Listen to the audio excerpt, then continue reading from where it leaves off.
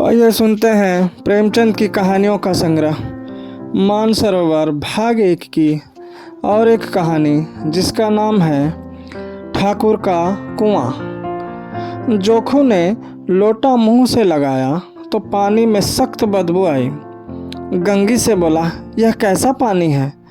मारे बास के पिया नहीं जाता। गला सूखा जा रहा है और तू सड़ा पानी पिलाए देती है। गंगी प्रतिदिन शाम पानी भर लिया करती थी। कुआं दूर था, बार बार जाना मुश्किल था। कल वह पानी लाई तो उसमें बू बिल्कुल ना थी। आज पानी में बदबू कैसी? लोटा नाक से लगाया तो सचमुच बदबू थी। जरूर कोई जानवर कुएं में गिरकर मर गया होगा। मगर दूसरा पानी आवे कहाँ से? ठाकुर के कुएं पर कौन चढ़ने देगा? दूर से लोग डांट बताएंगे। साहू का कुआं गांव के उस सिरे पर है, परंतु वहां भी कौन पानी भरने देगा? कोई तीसरा कुआं गांव में है नहीं। जोखू कई दिन से बीमार है। कुछ देर तक तो प्यास रोके चुप पड़ा रहा, फिर बोला, अब तो मारे प्यास के रहा नहीं जाता। ला थोड़ा पानी नाक बंद करके पी लो। गंगी ने पानी न दिया। खराब पानी से बीमारी बढ़ जाएगी, इतना जानती थी, परंतु यह न जानती थी कि पानी को उबाल देने से उसकी खराबी जाती रहती है। बोली, यह पानी कैसे पियोगे? न जाने कौन जानवर मरा है। कुएं से मैं दूसरा पानी लाए देती हूँ। जोखू ने आश्चर्य से उसकी ओर देखा। पानी कहाँ से लाएंगे? ठाकुर और साहू के 2 कुएं तो है, क्या एक लोटा पानी न भरने देंगे? हाथ पांव तुड़वाएगी और कुछ ना होगा। बैठ चुपके से, ब्रह्म देवता आशीर्वाद देंगे। ठाकुर लाठी मारेंगे, साहू जी 1 के 5 लेंगे। गरीबों का दर्द कौन समझता है?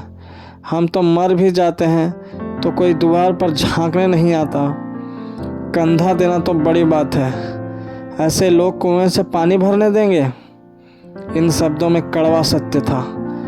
गंगी क्या जवाब देती, किंतु उसने वह बदबूदार पानी पीने को न दिया। रात के 9 बजे थे। थके मांदे मजदूर सो चुके थे। ठाकुर के दरवाजे पर 10-5 बेफिक्रे जमा थे। मैदानी बहादुरी का तो अब न जमाना रहा है न मौका। कानूनी बहादुरी की बातें हो रही थी। कितनी होशियारी से ठाकुर ने थानेदार को एक खास मुकदमे में रिश्वत दी और साफ निकल गए। कितनी अक्लमंदी से एक मार्के के मुकदमे की नकल ले आए। नाजिर और मोहतमीम सभी कहते थे नकल नहीं मिल सकती। कोई 50 मांगता, कोई 100। यहाँ बेपैसे कौड़ी नकल उड़ा दी। काम करने ढंग चाहिए। इसी समय गंगी कुएं से पानी लेने पहुंची। कुप्पी की धुंधली रोशनी कुएं पर आ रही थी। गंगी जगत की आड़ में बैठी मौके का इंतजार करने लगी। इसी कुएं का पानी सारा गांव पीता है, किसी के लिए रोका नहीं। सिर्फ ये बदनसीब नहीं भर सकते। गंगी का विद्रोही दिल रिवाजी पाबंदियों और मजबूरियों पर चोटें करने लगा। हम क्यों नीच हैं और ये लोग क्यों ऊंच हैं? इसलिए कि ये लोग गले में तागा डाल लेते हैं। यहाँ तो जितने हैं एक से एक छठे हैं। चोरी ये करें, जाल फरेब ये करें, झूठे मुकदमे ये करें। अभी इस ठाकुर ने तो उस दिन बेचारे गड़हरिये की भेड़ चुरा ली थी और बाद में मार कर खा गया। इन्हीं पंडित के घर में तो 12 मास जुआ होता है। यही साहू जी तो घी में तेल मिलाकर बेचते हैं। काम करा लेते हैं, मजदूरी देते नानी मरती है। किस किस बात में हमसे ऊंचे हैं? हम गली गली चिल्लाते नहीं कि हम ऊंचे हैं, हम ऊंचे हैं। कभी गांव में आ जाती हूँ तो रस भरी आंख से देखने लगते हैं और सबकी छाती पर सांप लौटने लगता है। परंतु घमंड यह है कि हम ऊंचे हैं। कुएं पर किसी के आने की आहट हुई। गंगी की छाती धक धक करने लगी। कहीं देख ले तो गजब हो जाए, एक लात भी तो नीचे न पड़े। उसने घड़ा और रस्सी उठा ली और झुक कर चलती हुई एक वृक्ष के अंधेरे साये में जा खड़ी हुई। कब इन लोगों को दया आती है किसी पर? बेचारे महंगू को इतना मारा कि महीनों लहू थूकता रहा, इसलिए तो कि उसने बिगाड़ न दी थी। इस पर ये लोग ऊंचे बनते हैं। कुएं पर स्त्रियां पानी भरने आई थी। इनमें बात हो रही थी। खाना खाने चले और हुक्म हुआ कि ताज़ा पानी भर लाओ। घड़े के लिए पैसे नहीं हैं। हम लोगों को आराम से बैठे देखकर जैसे मर्दों को जलन होती है।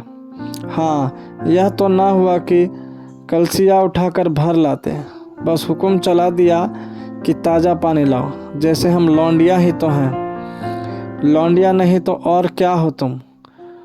रोटी कपड़ा नहीं पाती हैं, 10-5 रुपये भी छीन झपट कर ले ही लेती हो, और लौंडिया कैसी होती है? मत लजाओ दीदी, छिन भर आराम करने को जी तरस कर रह जाता है। इतना काम किसी दूसरी के घर कर देती तो इससे कहीं आराम से रहती। ऊपर से वह एहसान मानता। यहाँ काम करते करते मर जाओ, पर किसी का मुंह ही सीधा नहीं होता। दोनों पानी भर कर चली गई तो गंगी वृक्ष की छाया से निकली और कुएं की जगत के पास आई। बेफिक्रे चले गए थे। ठाकुर भी दरवाज़ा बंद कर अंदर आंगन में सोने जा रहे थे। गंगी ने क्षणिक सुख की सांस ली। किसी तरह मैदान तो साफ हुआ। अमृत चुरा लाने के लिए जो राजकुमार किसी जमाने में गया था, वह भी शायद इतनी सावधानी के साथ और समझ-बूझ कर ना गया होगा। गंगी दबे पांव कुएं की जगत पर चढ़ी। विजय का ऐसा अनुभव उसे पहले कभी नहीं हुआ था। उसने रस्सी का फंदा घड़े में डाला, दाएं बाएं चौकन्नी दृष्टि से देखा, जैसे कोई सिपाही रात को शत्रु के किले में सुराख कर रहा हो। अगर इस समय वह पकड़ ली गई तो फिर उसके लिए माफ़ी या रियायत की रत्ती भर उम्मीद नहीं। अंत में देवताओं को याद करके उसने कलेजा मजबूत किया और घड़ा कुएं में डाल दिया। घड़े ने पानी में गोता लगाया, बहुत ही आहिस्ता, जरा भी आवाज़ नहीं। गंगी ने 2-4 हाथ जल्दी जल्दी मारे। घड़ा कुएं के मुंह तक आ पहुंचा। कोई बड़ा सहजोर पहलवान भी इतनी तेजी से न खींच सकता था। गंगी झुकी कि घड़े को पकड़कर जगत पर रखे कि एकाएक ठाकुर साहब का दरवाज़ा खुल गया। शेर का मुंह इससे अधिक भयानक ना होगा। गंगी के हाथ से रस्सी छूट गई। रस्सी के साथ घड़ा धड़ाम से पानी में गिरा और कोई क्षण तक पानी में हिलकोरे की आवाज़ें सुनाई देती रही। ठाकुर, कौन है, कौन है?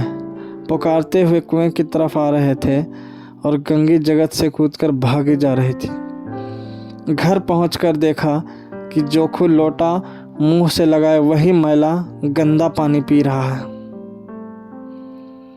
धन्यवाद।